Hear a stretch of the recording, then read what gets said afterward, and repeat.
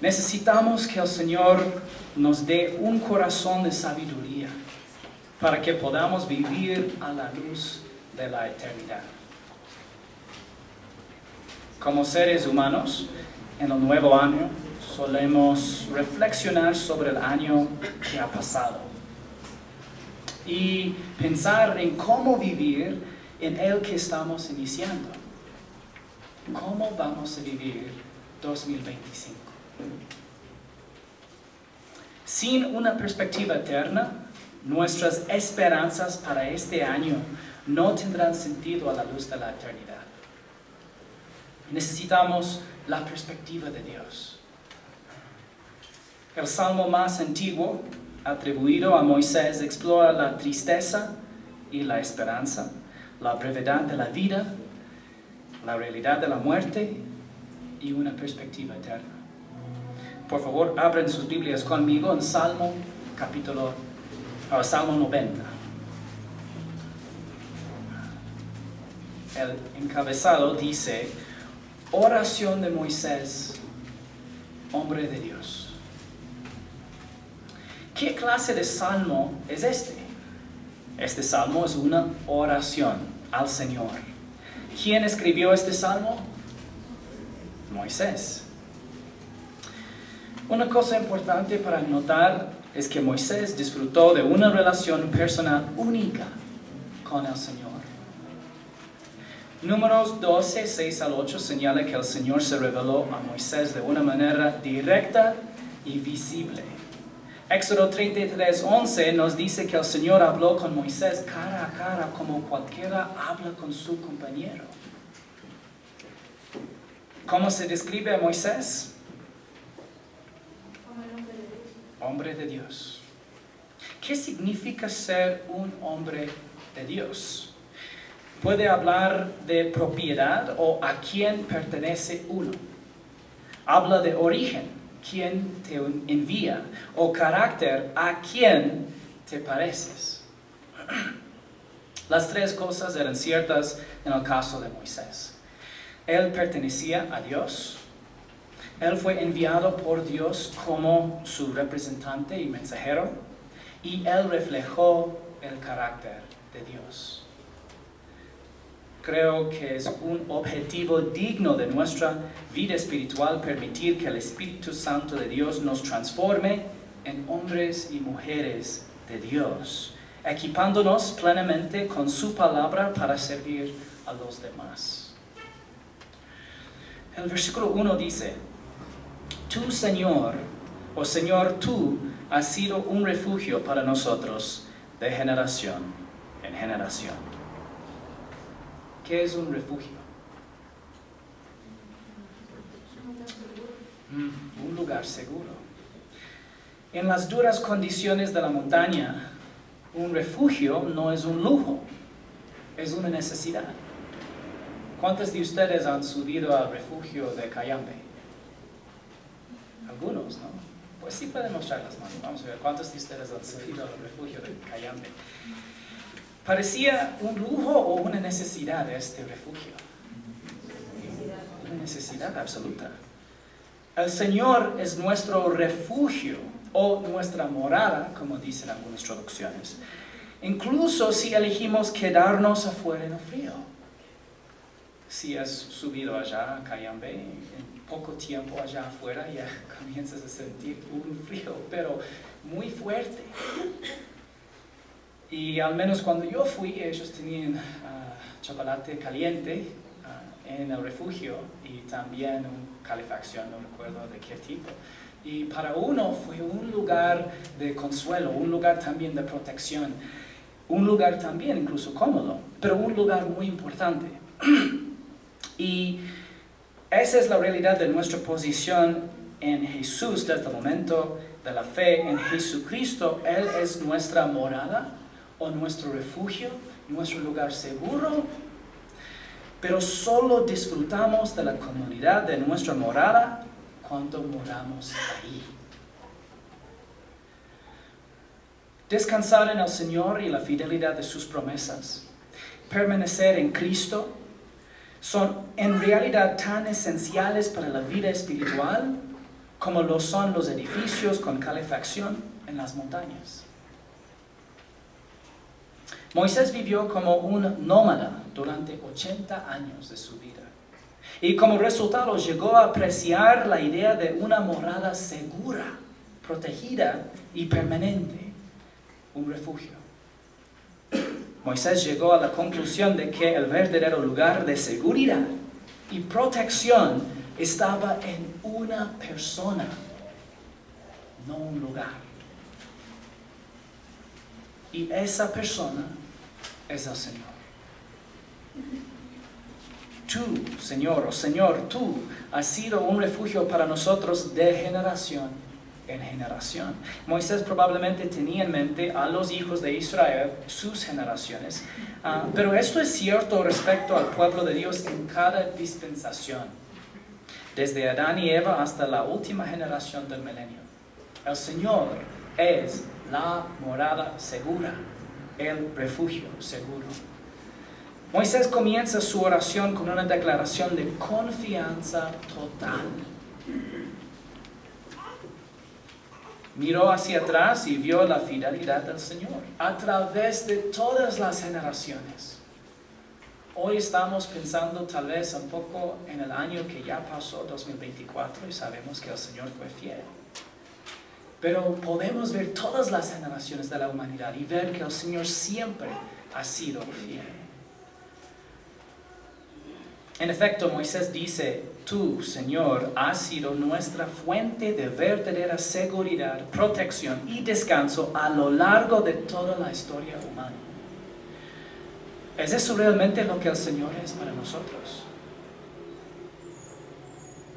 En cierto modo, todos somos nómadas, esperando una ciudad cuyo constructor sea Dios. Pero a veces actuamos como si todas las posesiones temporales de este mundo fueran nuestra morada. ¿Sí o no?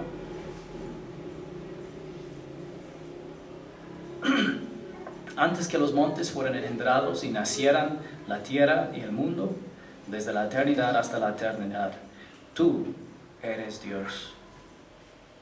¿Cómo es el Señor? El Señor es eterno.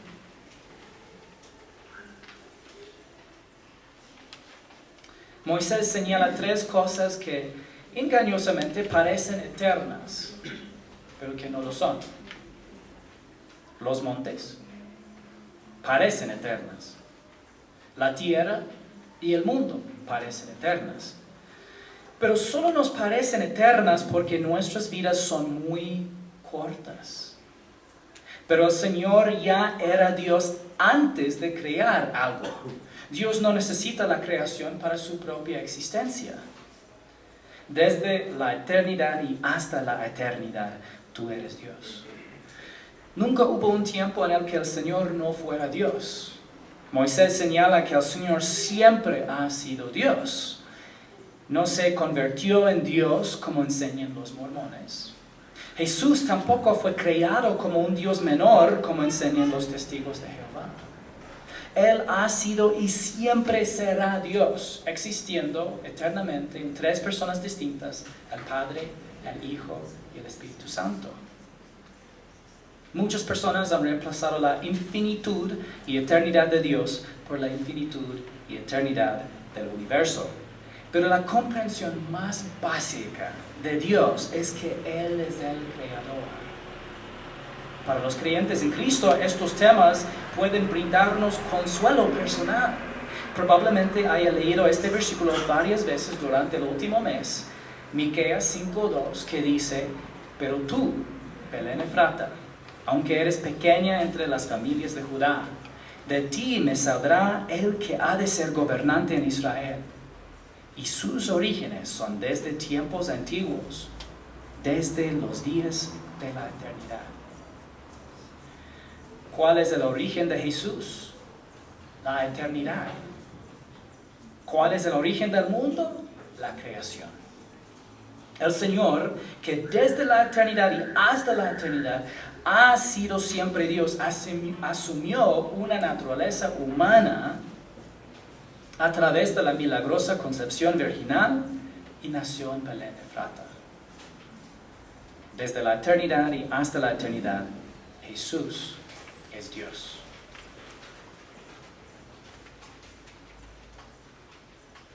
No existe morada más segura que nuestro Salvador, Jesucristo. Haces que el hombre vuelva a ser polvo y dices, vuelven, hijos de los hombres. ¿Qué describe Moisés? Bueno, está hablando de los resultados de la maldición sobre el cuerpo humano. El Señor compuso el cuerpo humano a partir de elementos que tomó de la tierra, según Génesis 2:7, y como resultado de la caída en Génesis 3:1-6, con la prohibición de comer del fruto del árbol de la ciencia del bien y del mal, en Génesis 2:16 y 17, el cuerpo regresa a la tierra en la muerte física, como el Señor había predicho en Génesis 3:19. Pueden buscar estos pasajes después en la casa. Como resultado del pecado, el cuerpo de Adán volvió al polvo 930 años después de su creación. Con dos excepciones, todo hombre o mujer que haya vivido ha regresado a la tierra en algún momento. Porque 1000 años ante tus ojos son como el día de ayer que ya pasó y como una vigilia de la noche.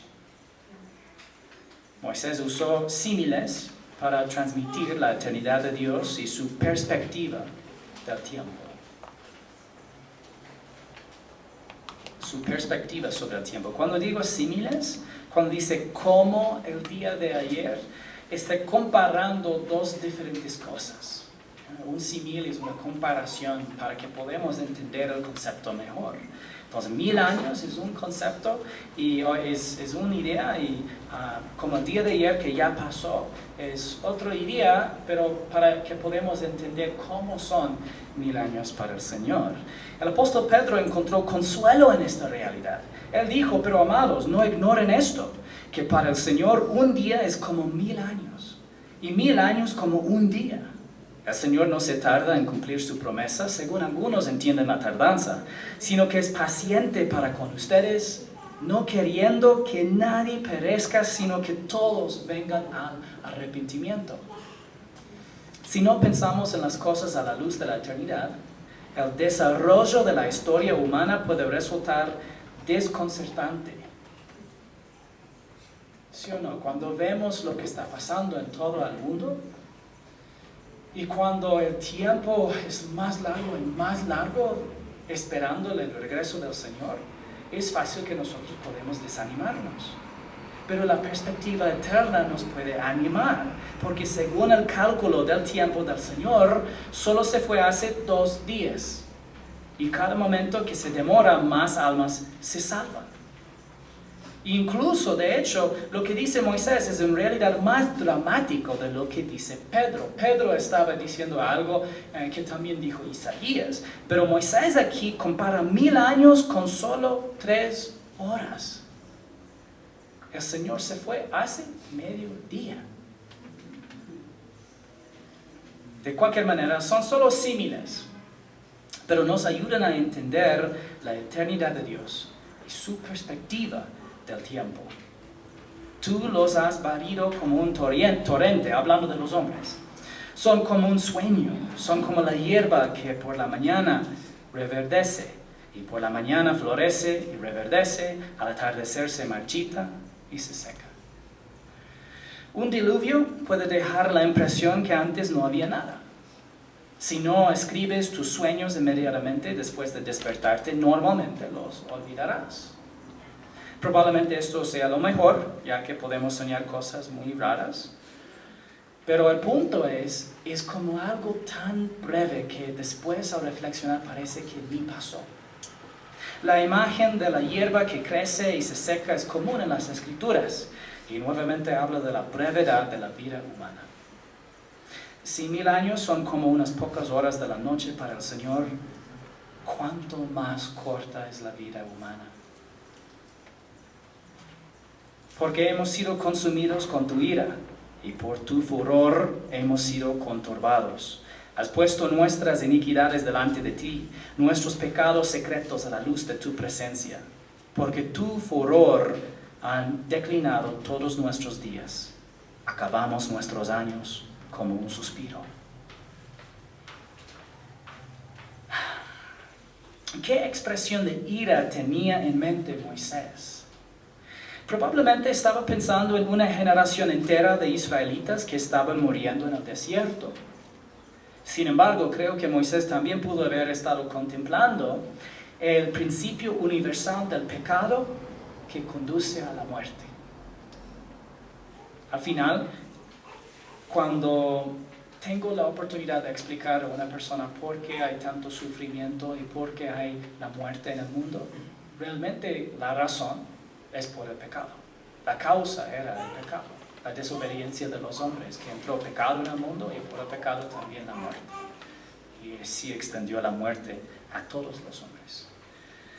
Los días de nuestra vida llegan a 70 años y en caso de mayor vigor a 80 años. Con todo, su orgullo es solo trabajo y pesar porque pronto pasa y volamos. Moisés vivió hasta los 120 años, pero incluso en su época la expectativa de vida normal era de solo 70 años. Algunos llegan a los 80, pero para la mayoría de las personas sus últimos años son realmente duros. ¿Han observado esto? Estadísticamente, tu salud comenzará a decaer a los 30.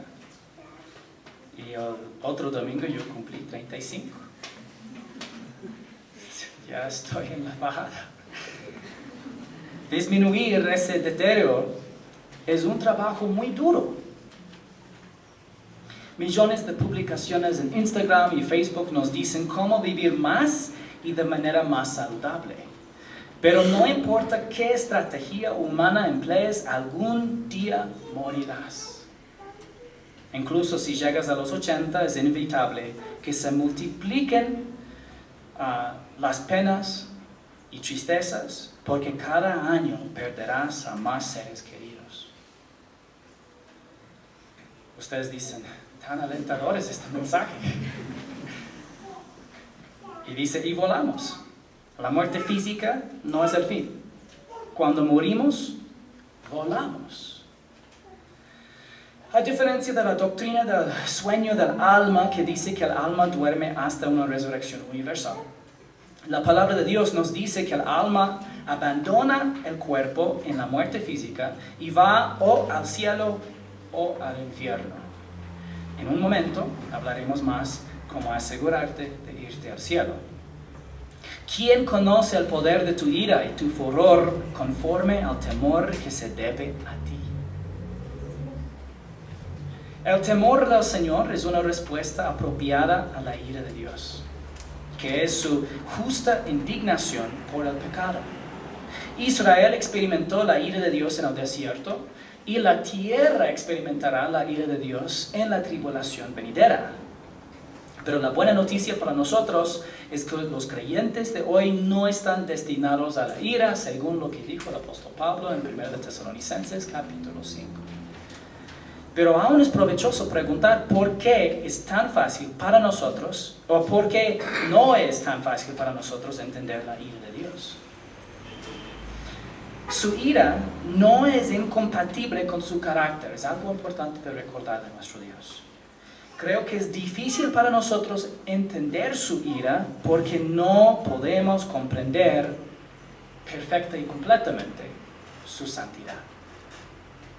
Cuanto más entiendo la santidad de Dios, más sentido tiene su ira para mí y más agradecido estoy por su gracia. ¿Por qué debemos estar eternamente agradecidos por su gracia? Porque somos pecadores que merecemos la muerte. Esta es la realidad de cada persona que está aquí presente esta mañana. La muerte es la paga justa por nuestro pecado. ¿A qué se refiere siempre la muerte en las Escrituras? La separación. En este caso, el pecado resulta en la separación espiritual de Dios por causa de su santidad. Y si no se corrige ese camino en que nosotros nacemos, Continuaremos en el camino ancho que lleva a la destrucción, separados de Dios, y llegaremos a la separación eterna de Dios en un lugar de tormento consciente que se llama el lago de fuego.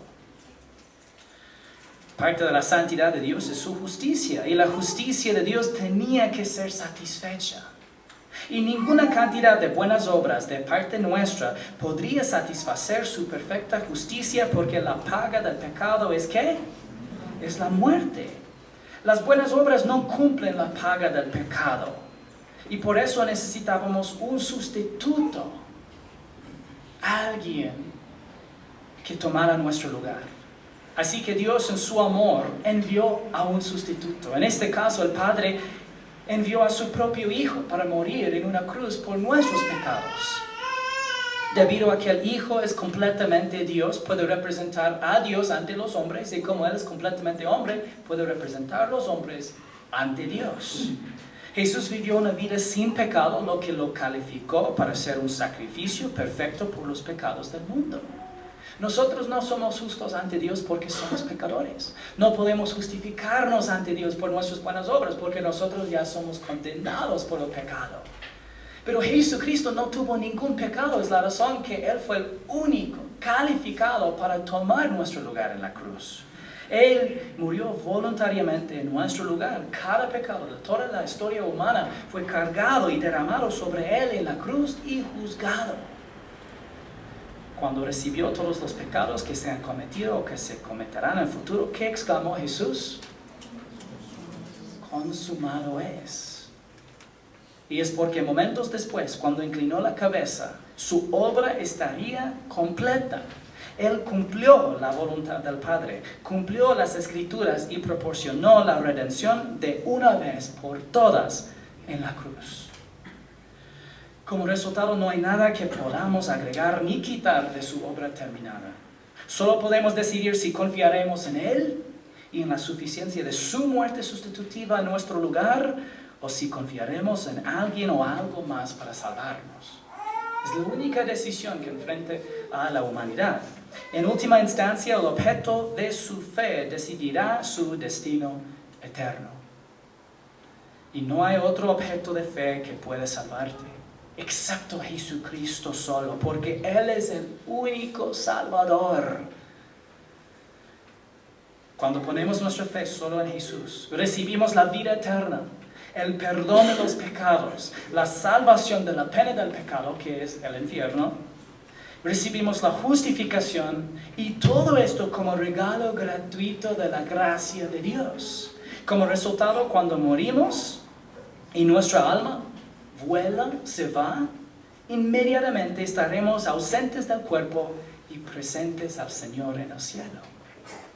Esta esperanza viva podemos tener si hemos puesto nuestra fe únicamente en Jesús. Dice Moisés: enséñanos a contar de tal modo nuestros días, que traigamos al corazón sabiduría. Moisés le pidió al Señor que hiciera por Israel lo mismo que necesitamos que el Señor haga por nosotros. Darnos su perspectiva sobre la vida y lo que es realmente importante a la luz de la eternidad. Contar nuestros días reconoce la brevedad de la vida y el valor de nuestro tiempo en esta tierra. Wiersbe dijo algo interesante sobre el tema. Contamos nuestros años, no nuestros días. Pero todos tenemos que vivir un día a la vez. Y no sabemos cuántos días nos quedan. Una vida exitosa se compone de días exitosos que honran al Señor. Es decir, la perspectiva eterna acerca de nuestra breve vida aquí en la tierra reconoce el valor de cada día. Yo he vivido 12,791 días. Los cuento diariamente. Es una broma.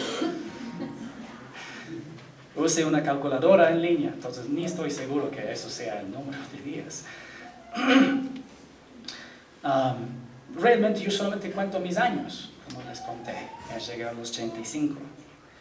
Pero el Señor reduce nuestras vidas a unidades de tiempo más pequeñas que años, porque cada momento de nuestras vidas es importante para Él. Es realmente asombroso que le importe porque nos creó, pero nos creó con un propósito. Esto es la razón que cada momento sea importante. Esto tiene sentido porque si lo piensas, la vida espiritual a menudo se describe como pasos en el Antiguo Testamento y nuestro caminar en el Nuevo Testamento. Moisés no está diciendo que cuentemos literalmente cada día. Está diciendo que hagamos que cada día cuente para el Señor. La brevedad de la vida no la hace un inútil, la hace inmensamente valiosa.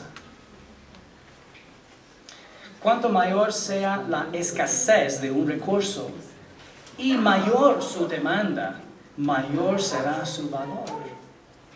Si aplicas esa métrica a tu vida en esta tierra y al tiempo que el Señor te ha dado, entonces tiene un valor inmenso.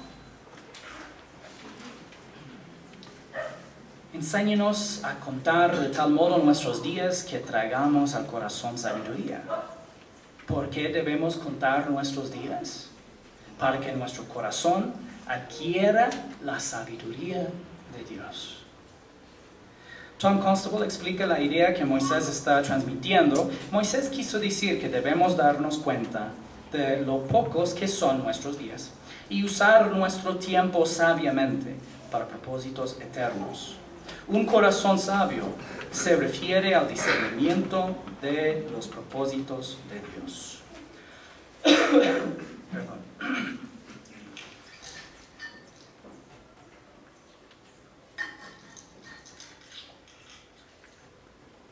Me resultó interesante leer una definición de la palabra subyacente en hebreo para sabiduría.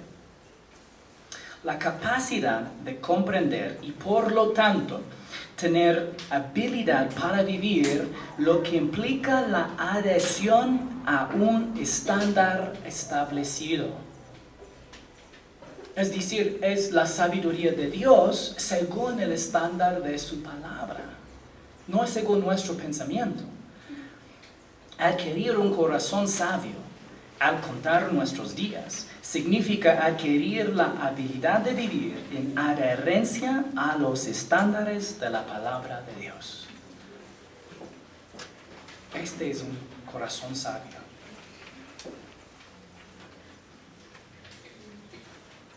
Observe que Moisés le pide al Señor que nos enseñe a contar nuestros días, porque tenemos que aprender a pensar en nuestras vidas desde la perspectiva de Dios. Enséñanos, dice. No nacemos de nuevo automáticamente entendiendo la voluntad de Dios, ni entendiendo cómo vivir de una manera que le agrade. No nacemos de nuevo, nuevas criaturas, automáticamente con una nueva perspectiva acerca de toda la vida. Es la verdad que nacemos de nuevo como nuevas criaturas con una nueva perspectiva acerca de quién es Jesús y qué hizo en la cruz y cómo ser salvados. Porque confiamos en Él. En este momento ya somos una nueva criatura, somos nacidos de nuevo, tenemos vida eterna. Pero todavía no entendemos toda la perspectiva de Dios acerca de nuestra nueva vida en Él. Sería difícil no ver un paralelo entre lo que Moisés está diciendo aquí y lo que el apóstol Pablo escribió a los Efesios. Por tanto, tengan cuidado cómo andan, no como insensatos, sino como sabios, aprovechando bien el tiempo porque los días son malos. Así pues, no sean necios, sino entiendan cuál es la voluntad del Señor. Ustedes estudiaron este versículo la semana pasada. El Señor solo te ha dado una cierta cantidad de tiempo, pero no sabes cuánto. En realidad no podemos comprar ni vender el tiempo. Solo podemos invertirlo y la forma en que lo invertimos determinará si estamos redimiendo o desperdiciando el tiempo que el Señor nos ha dado. Esto requiere intencionalidad y la transformación de nuestro pensamiento a través del ministerio del Espíritu Santo a medida que aprendemos y aplicamos la palabra de Dios por fe. Aquí, aprovechando bien el tiempo, a veces se traduce como redimir el tiempo. Literalmente de comprar, de volver a comprar, de redimir algo en algún sentido que se ha perdido. Pero significa, en este contexto, aprovechar al máximo cada oportunidad. Aprovechar al máximo cada oportunidad. El Señor nos da oportunidades para conocerlo mejor y servir a los demás por amor a Cristo. Y son oportunidades que nosotros deberíamos aprovechar o redimir. Debemos aprovechar esas oportunidades bajo la dirección del Espíritu Santo. Es común que las personas compartan frases en las redes sociales que básicamente dicen: la vida es corta, así que haz lo que te haga feliz. ¿Han escuchado esto? ¿Han escuchado la frase chucha vida? Sí. Para el cristiano podemos pensar: la vida es corta, así que invierte en la eternidad. Es lo opuesto. No es la vida es corta, entonces vive por ti. Es la vida es corta, entonces vive por Cristo. Vuelve, Señor, ¿hasta cuándo? Y compadécete de tus siervos. Algunas pruebas parecen no tener fin. ¿Sí o no? Puedo pensar en una hermana que ha pasado por varias cirugías y cada vez piensa que la prueba está a punto de terminar y luego recibe la terrible noticia de que necesita una cirugía más. Y es normal en tales pruebas preguntar: ¿hasta cuándo? ¿Hasta cuándo, Señor? La respuesta de la palabra: Él actuará justo a tiempo, pero rara vez tan rápido como nos gustaría, y no necesariamente de la manera que queremos. Se ha dicho muchas veces que el Señor rara vez llega temprano, pero nunca llega tarde.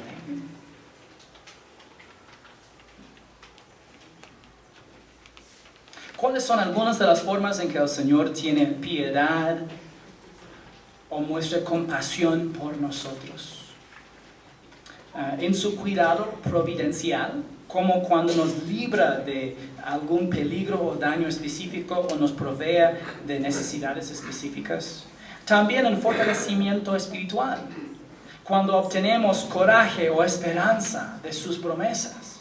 O también en paz interior, cuando entregamos nuestras preocupaciones a Él, dándole gracias por todo lo que es y todo lo que ha hecho. Son varias maneras en que el Señor llega en respuesta a nuestras súplicas.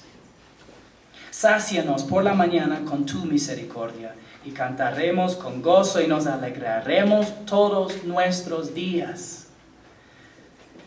Aquí, ¿qué es la misericordia? Misericordia proviene de la palabra hebrea hesed, que también se traduce como bondad, amor leal, misericordia y bondad amorosa. Se refiere al amor fiel de Dios, basado en su propio carácter, que se expresa en la bondad hacia su pueblo. Esa es la misericordia. Es la razón que es muy difícil definir, porque expresa bastante de su carácter fiel y inmutable. Para siempre su misericordia era prácticamente el himno nacional de Israel, que cantaron en muchos eventos, muchos momentos importantes en su historia nacional. David escribió: porque tu misericordia es mejor que la vida, mis labios te alabarán. Que la misericordia o el amor leal del Señor sea mejor que la vida, significa que es la mejor parte de la vida. Y si la mejor parte de la vida, si algo mejor de la vida es el amor leal del Señor, significa que la mejor parte de tu vida nadie puede quitar. No debería sorprendernos que Moisés pidiera al Señor estar satisfecho con el amor leal del Señor, ya que él era un hombre que conocía al Señor cara a cara. Lo conocía bien. Así es la razón que él pidió: sácianos por la mañana con tu misericordia, y cantaremos con gozo y nos alegraremos todos nuestros días. Cuando encontramos contentamiento en el amor leal del Señor, tendremos gozo basado en nuestra relación con el Señor. Y algo que las circunstancias no nos pueden quitar. Tanto Moisés como David vivieron experiencias en el desierto, solo que la de Moisés fue más prolongada. Pero ambos llegaron a la misma conclusión: el amor inquebrantable del Señor es lo que realmente satisface. Les recomiendo volver a leer Salmo 63 para ver la misma conclusión en la vida de David. Al igual que David, Moisés encontró el verdadero significado y la alegría en una relación personal con su Creador. Y había una diferencia de 500 años cuando ellos vivieron en muy diferentes circunstancias, pero llegaron a la misma conclusión: lo que satisface es el Señor y su carácter inmutable. Alégranos conforme a los días que nos afligiste y a los años en que vimos adversidad. Probablemente Moisés tenía en mente el futuro de la nación de Israel. Después de que la primera generación murió en el desierto, la siguiente entró en la tierra prometida por la fe.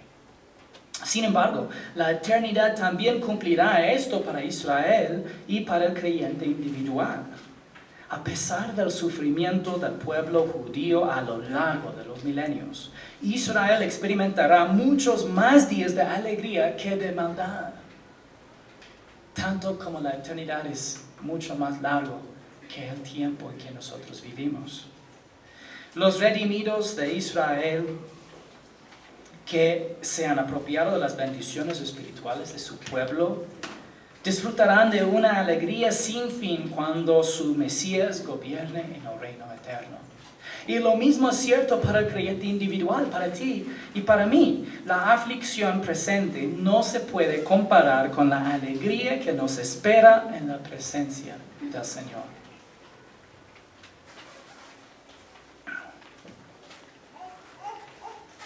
Salmo 16:11 dice: me darás a conocer la senda de la vida.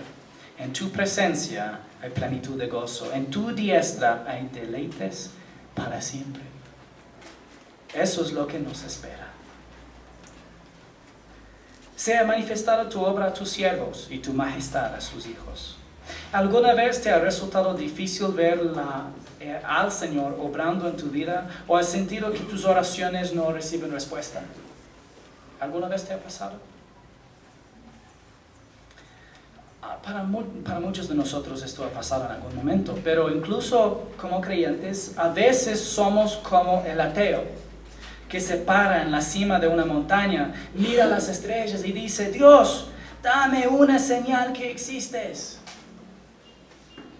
Y ya recibió su señal en la montaña, veía todas las estrellas. Y así igual a veces somos nosotros. Pero hermanos, si le pedimos al Señor que nos muestre su obra y cedemos a la dirección de su Espíritu y permanecemos en comunión y dependencia de Cristo, entonces lo veremos. Y tu majestad a sus hijos. Moisés también estaba preocupado por la próxima generación. Debemos recordar que es responsabilidad de cada generación recibir la verdad y luego confiarla a la siguiente generación.